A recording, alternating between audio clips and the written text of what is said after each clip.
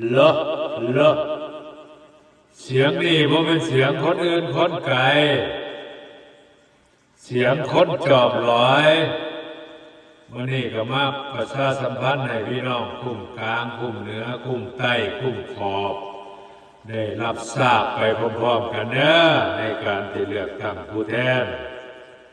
ฟังดีๆเบิ่งดีๆบ้านเฮาส่วนหลายที่เป็นแนวนี้เด้ย่านแต่เขาว่าย่านแต่เขาได้ดีย่านแต่เขาได้ลื่น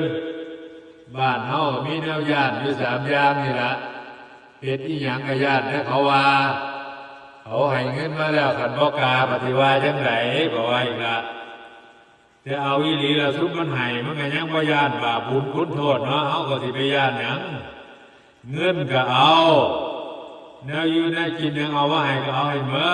ดแต่ว่าบาทสิเลือกมันอย่าลืมหักปากกาเซียนบ่ต้องไปย่านหรอกลุยเขาว่ามีกล้องไปซ่องเรามองเจ้ากานั่นน่ะเฮ็ดไปโลดแนวมักเฮ็ดไปโลดทางใดสิเฮ็ดให้ประเทศไทยเปลี่ยนแปลงน่ะบ่ต้องย่านเขาว่าบ่ต้องย่านเขาได้ดี